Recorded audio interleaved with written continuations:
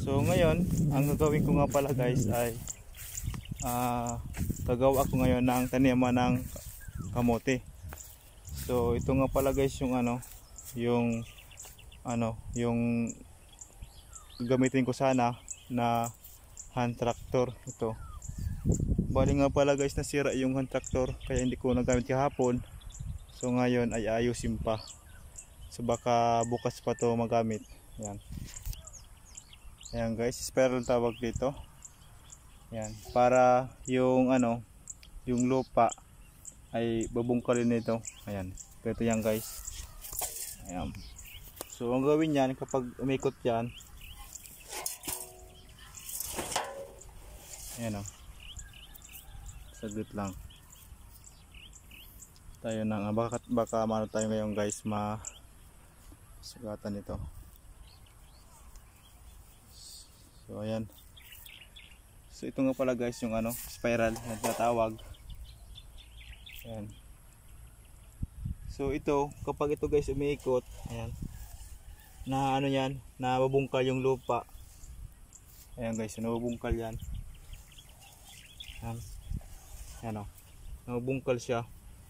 Yung nga pala guys, dahil nga sa hindi na yun gumagana, ngayon ang gawin ko ay ito, mano-mano na lang guys ang gawin ko. So balik kahapon nga pala, hindi na ako nakapag video hapon dahil sa nalapat na yung aking cellphone. So ito nga pala guys yung ginawa ko kahapon. Yeah. So ayan. So ito nga pala guys yung ginawa namin kahapon. Ayan o. Ito na lang ang aming ginawa. Bali mano-mano na lang to. Pinasarol yan. Ayan. Ayan. Ayan guys. Medyo mahirap lang talaga kasi nga sarol mo siya ng mano-mano. Compare doon sa hand tractor yung ginawa ito. Ginamitan ng traktor. Ayan. Mas madali sana kasi malambot na eh. So ngayon ito nga pala guys yung natira. Ayan may isang bilabel pa dito. Ayan. Saka doon pa sa dulo. Yun. Meron pa doon na isa. Yun pa ang aking gagawing taniman ng kamote. Kasi marami to. Itong kinuha ko kahapon ang last day. Marami yun. So 2 sako yun eh. So andito yun. Andito yung guys yung pantanim namin na dapat sana ay matanim na to kasi masisira to eh. Ayan o. So ito yung guys. Ayan. Bali yung na siya, hindi na siya fresh kasi pangalawang araw na yata ngayon eh. Pangalawang araw na. So parang siya langtang-langta na. Dapat nito ay may tanim na kasi nga baka siya matuyo. So masira lang yan. So ngayon guys, bali dahil yung hand tractor ay inaayos pa yung body nun kasi yung talagang nasira eh. Pero yung makina ay okay naman yun. Yung talaga yung body ng ng hand tractor, yun ang nasira, yung sa loob, yung mga gear, yun ang nasira. Kaya nga ito, mano-mano na lang ang ginawa ko kahapon. Balik kahapon, ito nga pala guys yung kahapon. Saka ito ay dalawa kami niyan, yung nag-asarol niyan, kaya medyo madali lang. So ngayon guys, ito naman yung natira. Ito yung guys yung natira. Bali mano-manoin din yan, aasarolin lang gamit itong asarol na to. Ayan o. Ito nga pala guys yung gagamitin ko eh. Ayan. Asarol ang tawag dito. Ngayon dahil sa mano-mano tayo mag asarol, medyo mahirap lang talaga. Kasi nga matigas. Compare doon guys sa binarin na siya o in-spiral ay malambot lang. So mas madali magawa ng ganito. Parang ito guys. So yung taniman talaga ng ito. So no choice talaga. gagawa kami ng ganitong style. Ayan oh. Ayan. Ayan guys. Ayan. Gagawa kami ng ganyang style para matanim yung kamote. Kasi pag hindi yun natanim, mamatay kasi yung yung kamote. Siya matutuyuan. So pag natuyo, wala, patay na. So ang gawin ko ngayon guys ay mano-mano, mag-aasaro nito. So ngayon ay magsisimula na ako para matapos na to. Kasi maya mahapon na naman. Ayan. Sana itong sana yung hand tractor ay matapos na yun para mas madali kasi pag hand tractor yung gamit. Bali ngayon guys ay magsimula na ngayon ako maggawa ng taniman ng kamote.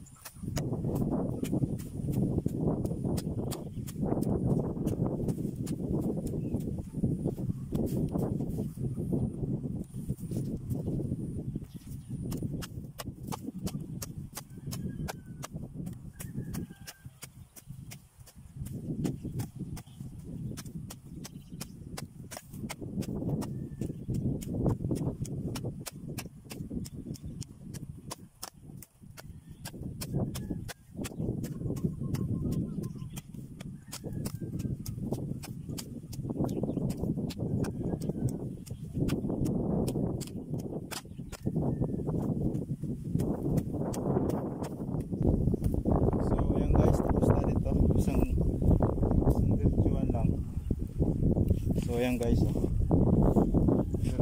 kahit naman kabila. Ayan, ganyan lang guys ang ginagawa ko.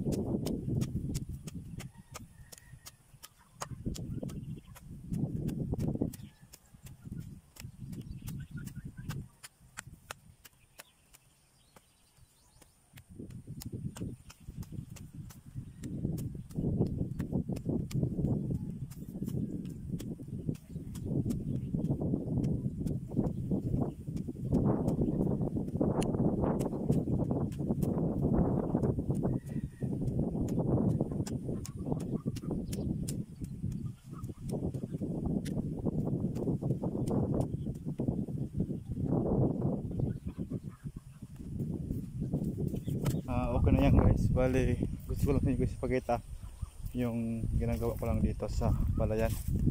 Ano, pag wala akong ginagawa.